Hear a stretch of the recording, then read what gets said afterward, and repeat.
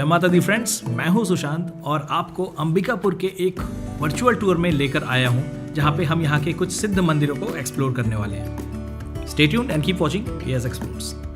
तो फ्रेंड्स, इस सफ़र में हमारा पहला पड़ाव आता है महामाया मंदिर, जो कि यहाँ का काफ़ी सिद्ध मंदिर है और लोगों की बहुत आस्था जुड़ी हुई है इस मंदिर को लेकर। तो चलिए जानते हैं क्या है यहाँ की कहानियाँ। फ्रेंड्स, अभी हम माता जी के दर्शन के लिए अंबिकापुर के महामाया मंदिर आए हुए हैं और यहाँ हम पंडित जी से जानने की कोशिश करेंगे कि ये मंदिर कितने साल पुराना है और क्या है यहाँ की मान्यता है। बहुत ही सिद्ध मंदिर माना जाता है यहाँ पे। हम जिस होटल में ठहरे हुए थे, उन होटल के ओनर ने भी हमें कहा कि अगर आप मैरपाट जा रहे हैं तो सबसे पहले हमको यहाँ पे दर्शन करने चाहिए, उसके बाद ही आगे बढ़ना चाहिए। तो हम यहाँ मंदिर में दर्शन के लिए आ गए और पंडित जी हमारे साथ हैं। महाराज जी प्रणाम। महाराज जी, ये मंदिर के बारे में क्या मान्यता है और कितने साल पुरानी मंदिर है? मंदिर तो कई सौ साल पुराना है। इसका एक्यूरेट तो हमको नहीं जानकारी कि कितने साल पुराना है, बाकी ये है कि सैकड़ों 250 साल पुराना मंदिर है। अच्छा, इससे ऊपर ही होगा, कम नहीं होगा। अच्छा। और ये सिद्ध शक्तिपीठ है। अच्छा, शक्तिपीठ और सिद्ध शक्तिपीठ में अंतर है जी। शक्तिपीठ वो है जहाँ सती के 52 अंगीरे हैं जी। और शक्तिपीठ हो जी। सिद्ध शक्तिपीठ वो है जहाँ किसी साधक तपस्वी के द्वारा माँ का प्रादुर्भाव हुआ जी।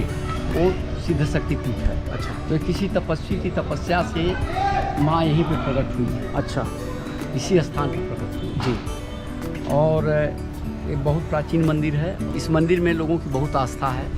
दूर दूर से लोग आते हैं और जो लोग आते हैं, जैसा कि आस्था के हिसाब से लोगों की मान्यता पूरी भी होती है जी। जो भी माँ से मांगते हैं, जो कामना करके जाते हैं जी। वो लगभग पूरी हो जाती है जी। और यही है। इस माँ का बताते हैं लोग कि इनका धड़ यहाँ पे है। अच्छा, माँ तो प्रकट यही हुई थी। जी जी जी। बाद में मराठा राजा लोगों के शासनकाल में उन लोगों ने माँ को यहाँ से ले जाना चाह रहे थे, जी। तो नहीं ले जा सकते, तो यहाँ से गर्दन टूट गया माँ का। अच्छा, उसको ले जाकर के रतनपुर में वो लोग स्थापित किए हैं। अच्छा। तो लोग बताते हैं कि माँ का सर धड़ यहाँ पे है और सर नीचे का हिस्सा सर रतनपुर में है। अच्छा। और ऐसा लोग कहते हैं कि दोनों जगह दर्शन करने से पूर्ण हो जाता है। इस तरह की भी मान्यता है लोग कि दोनों जगह अगर दर्शन करते हैं तो माँ का दर्शन पूर्ण हो जाता है। और माँ की बहुत आस्था है और सबसे बड़ी इस प्रमुखता यहाँ का ये है कि ये सार्वजनिक मंदिर नहीं है। अच्छा, ये ट्रस्ट वगैरह नहीं है। अच्छा। ये महाराजा सरगुजा का की कुल देवी हैं। अच्छा जी। वो उनका अपना निजी मंदिर है। जी जी, उनकी कुलदेवी का। कुलदेवी का। और उन्हीं के द्वारा यहाँ का व्यवस्था सब देखा जाता है। जी। यहाँ जो भी निर्माण होगा, जो भी कार्य होगा, जो भी व्यवस्था होगी, सब महाराज साहब के द्वारा किया जाता है। जी। उन्हीं के उससे हम लोग भी उन्हीं के उसमें कार्य करते हैं। जी जी जी। और महाराजा साहब हमारे उप मुख्यमंत्री जी हैं छत्तीसगढ़ के, महाराजा टी.एस. सिंहदेव जी। जी जी जी। जी। और उनकी कुलदेवी है, इसलिए वो विशेष यहाँ ध्यान रखते हैं। जी। अच्छा महाराज जी, यहाँ पे ना अंदर 2 मूर्तियाँ हैं माता जी की। जी जी। तो वो क्या दोनों अलग अलग? एक मूर्ति तो माँ महामाया की है। जी। जो मेन मूर्ति जिस नाम से मंदिर प्रसिद्ध है, महामाया की है। जी। लाल मूर्ति। जी। जो काली रंग की मूर्ति है वो माँ विंध्यवासिनी की मूर्ति। अच्छा। बाद में विंध्याचल से ला करके यहाँ पे जी। एक राजमाता थी, वो बहुत भक्त थी। जी जी। विंध्याचल देवी की। जी। तो उन्होंने उस मूर्ति को माँ को स्थापित कराया और उसका एक कारण और था कि चूँकि माँ का छिन्नमस्ता हो गई थी, जी। तो उनको पूर्ण करने के लिए 2 देवियाँ साथ में रखी गई। जी जी कि जी। उनकी शक्ति पूर्ण हो जाए। अच्छा। इसलिए दोनों देवियाँ यहाँ दोनों का आराधना किया जाता है। जी। और ये व्यक्तिगत मंदिर होते हुए भी जी। महाराज साहब की तरफ से सबको दर्शन के लिए, पूजा के लिए छूट है। जी। सब लोग आते हैं, सब लोग दर्शन करते हैं, पूजा करते हैं। सबको ढंग से पूजा कराया जाता है, किसी प्रकार का जी। अव्यवस्था नहीं होता है। जी।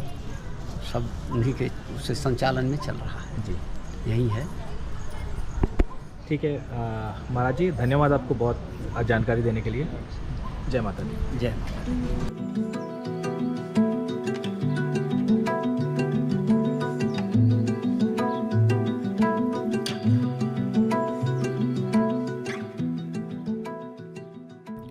तो फ्रेंड्स, महामाया मंदिर के अनोखे दर्शन करने के बाद हम निकल पड़े हैं हमारे अगले डेस्टिनेशन की तरफ, जो कि आज केवल अंबिकापुर या छत्तीसगढ़ में ही नहीं बल्कि पूरे इंडिया में, या यूँ कहें कि वर्ल्ड वाइड फेमस होने लग गया है। ये मंदिर अंबिकापुर से 22 किलोमीटर की दूरी पर लमगांव में स्थित है और यहाँ की कहानी तो बहुत ही ज़्यादा इंटरेस्टिंग है। लमगांव का ये हनुमान मंदिर स्वयंभू हनुमान मंदिर है। यहाँ के बारे में कहानी फेमस है कि बाबा त्रिवेणी नाम के एक व्यक्ति हुआ करते थे। उन्हें हनुमान जी ने कई बार सपने में दर्शन दिए और कहा कि वे एक पेड़ में फंसे हुए हैं और उनको वहाँ से बाहर निकाला जाए। कई बार इस तरह का सपना आने के बाद बाबा त्रिवेणी उस पेड़ के पास गए और उन्होंने उस पेड़ को काटने की कोशिश करी। पेड़ को काटने के बाद उन्होंने देखा कि वहाँ पे सचमुच हनुमान जी की एक छोटी सी मूर्ति है। इसके बाद मंदिर की स्थापना करी गई और मूर्ति को वहाँ स्थापित कर दिया गया। कुछ सालों बाद पता चला कि मूर्ति का आकार बदल रहा है, यानी मूर्ति धीरे धीरे बड़ी होती जा रही है। जब इस मूर्ति को यहाँ पे स्थापित किया गया तब ये केवल 1.5 फुट की थी और आज देख सकते हैं कि इनका आकार काफ़ी ज़्यादा बड़ा हो गया है। इस मंदिर का निर्माण वर्ष 1995 में करवाया गया था। साथ ही इस मंदिर में आके आप एक अलग तरह की पॉजिटिविटी भी फील कर सकते हैं, क्योंकि 2002 से लगातार यहाँ पे अखंड रामचरितमानस का पाठ किया जा रहा है।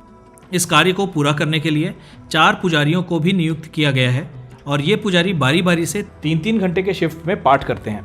तो फ्रेंड्स, मंदिर की अपनी पॉजिटिविटी के साथ साथ और यहाँ के ऑरा को और भी ज़्यादा एनहांस कर देता है यहाँ होने वाला अखंड रामचरितमानस का पाठ। साथ ही यहाँ पे अखंड ज्योत जलाई गई है जिसके दर्शन आप कर सकते हैं। इस मंदिर के अलावा आप इस प्रांगण में श्री राम दरबार मंदिर और श्री राधा कृष्ण मंदिर के भी दर्शन कर सकते हैं। और आप जब भी इस मंदिर में आएँ तो केवल दर्शन तक सीमित ना रहें, बल्कि कुछ देर इस मंदिर में बैठ के यहाँ की शांति, यहाँ के ऑरा को महसूस करने की कोशिश करें।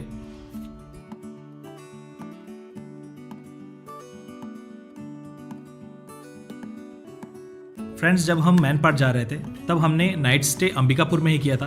होटल आदित्य ज्योति में हमारा एक्सपीरियंस काफ़ी ज़्यादा अच्छा था और स्पेशली अगर आप फूड में रिस्क लेना बिल्कुल नहीं पसंद करते तो आपको यहाँ के रेस्टोरेंट में यहाँ का फूड ज़रूर ट्राई करना चाहिए।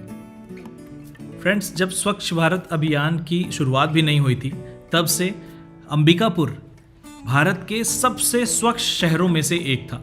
आज भी हम देख सकते हैं कि स्वच्छता की रैंकिंग में ये लगातार दूसरे तीसरे स्थान पर रहती है।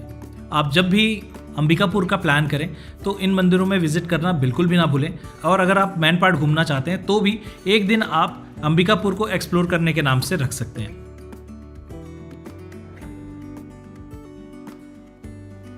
फ्रेंड्स, इसके अलावा यहाँ का सरासोर शिव टेम्पल भी बहुत प्रसिद्ध है और ऐसे स्पॉट्स में से है जहाँ आपको जाना मिस नहीं करना चाहिए। ये लेक के बीच में एक पहाड़ी पर स्थित है। यहाँ आके आप भगवान शिव के दर्शन कर सकते हैं और यहाँ के सुंदर नज़ारों को भी एक्सप्लोर करते हुए आप अपने फैमिली के साथ, फ्रेंड्स के साथ क्वालिटी टाइम स्पेंड कर सकते हैं। तो फ्रेंड्स, आज के लिए इतना ही। आपको हमारा ये एपिसोड कैसा लगा हमें ज़रूर बताएं। अगर आपको यहाँ से जुड़ी कुछ अन्य कहानियाँ पता है तो भी हमसे शेयर करना बिल्कुल भी मिस ना करें। मिलते हैं बहुत जल्द किसी नए शहर, किसी नए फूड, किसी नए कल्चर को एक्सप्लोर करते हुए। Stay tuned and keep watching AS explores. जय माता दी।